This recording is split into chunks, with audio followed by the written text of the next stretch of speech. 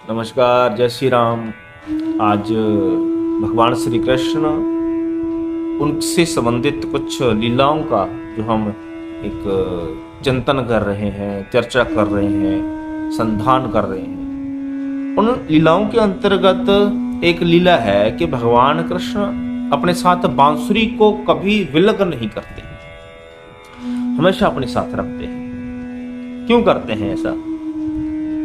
तो हमने सुना है कि बांस में कोई गुण तो है नहीं, क्योंकि वनों के अंदर जिस समय कोई आग लगती है तो आग लगने का जो अधिकतर कारण रहता है वह ये है कि बांस के जो पौधा है वो अपने में घर्षण करते हैं। तो उनके घर्षण होने से बांस के जो पौधे हैं उसमें से अग्नि उत्पन्न हो जाती है, और उस अग्नि से क्या होता है कि पूरे वन के अंदर वो अग्नि फैल जाती है। इसलिए बांस तो कोई बहुत अच्छा कार्य नहीं कर रहा।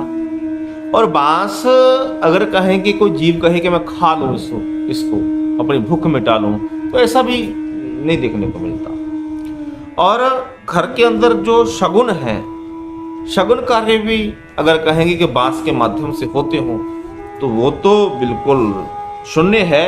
लेकिन हाँ, एक अपशगुन का कार्य अवश्य है जिसमें बांस की आवश्यकता पड़ती ही पड़ती है। वह क्या है कि जिस वक्त किसी मृतक देह को शमशान घाट लेके जाते हैं तो जो उसकी सीढ़ी बनाई जाती है ना, जिसपे लटा करके हम मृतक देह को लेकर के जाते हैं, वह बांस की ही बनाई जाती है। तो ऐसा बांस जो ऐसी कृत्य में प्रयोग हो, इसलिए बांस को शोभा अब कहें कि मिलती हो वह नहीं है। लेकिन तब भी भगवान कृष्ण ने बांस को रखा। क्यों रखा पता है? ये इसलिए रखा कि हे संसार के लोगों, जो पौधा, जो लकड़ी, जो वस्तु, उसमें केवल यही गुण है कि बड़े से बड़े वन को भी अग्नि के हवाले कर सकता है, झगड़ा करके समाप्त कर सकता है पूरे वन को। मैं उस लकड़ी से ऐसे ऐसे राग निकालूंगा, ऐसे से स्वर निकालूंगा, ऐसी सी धुन निकालूंगा कि दुनिया सुनती रह जाएगी। समझे? तो हमारे संसार में जीने की जो कला है ना, वो ऐसी होनी चाहिए कि जहां से किसी को कोई उम्मीद ही नहीं है, जिस वस्तु से कोई जो कहे कि आनंद का कार्य, उत्सव का कार्य, शगुन का कार्य हो ही नहीं सकता, अब शगुन का ही कार्य होता है, उससे ही मैं मीठे स्वर निकाल के दिखाऊंगा। तो कौन कर सकता है ऐसा?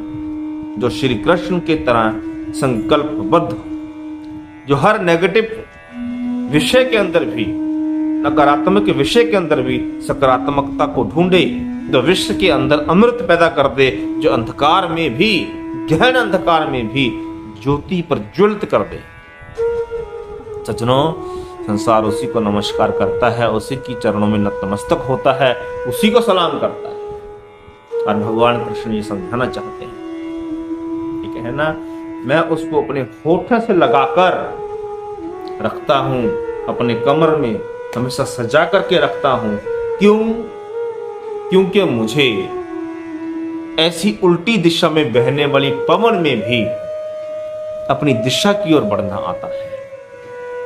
इसलिए रास्ते में कांटे हो, रास्ता बड़ा उबड़ खाबड़ हो, रास्ता संकल्पबद्ध हो कि आपको आपकी मंजिल तक पहुंचने नहीं देगा, लेकिन तब भी आप उस रास्ते को ऐसा संवार दें, ऐसा सजा दें कि वह रास्ता स्वर्ग का रास्ता बन जाए, वैकुंठ का रास्ता बन जाए। और ये आप पर निर्भर करता है, क्योंकि आपकी निष्ठा, आपकी कर्मठता, आपका संकल्प और आपकी दृढ़ता, यह निर्णय, यह निर्धारित करेगी।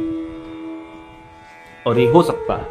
और श्री कृष्ण बांस की बांसुरी इसलिए ही बनाते हैं कि देखो, सबसे उपेक्षित वस्तु है, लेकिन मैंने उसी से राग अलाप दिए। इसलिए संसार है, माया है, दुख है, सुख है, सब है, और हमारी तो पग पग पर बांस है। तो आपको भी उस ईश्वर की कृपा से हिम्मत, साहस, अपने दृढ़ संकल्पों की बदौलत आपको अपने मार्ग को फूलों से सजाना ही होगा, उसको सुंदर बनाना ही होगा। श्री कृष्ण यही समझाना चाहते हैं। हे प्रभु, आपका यह गुण हमारे भीतर, हमारे जीवन में उतरे, आप ऐसी कृपा करो। बस यही कह सकते हैं, क्योंकि प्रार्थना में जो दम है किसी में नहीं है। ऐसी प्रार्थना करें कि प्रभु आपके लक्षण, आपके प्रभाव, आपका हर गुण हम जीवों के भीतर उतरे, क्योंकि हम आप ही का अंश हैं। ऐसी कृपा करें। धन्यवाद। जय श्री कृष्ण।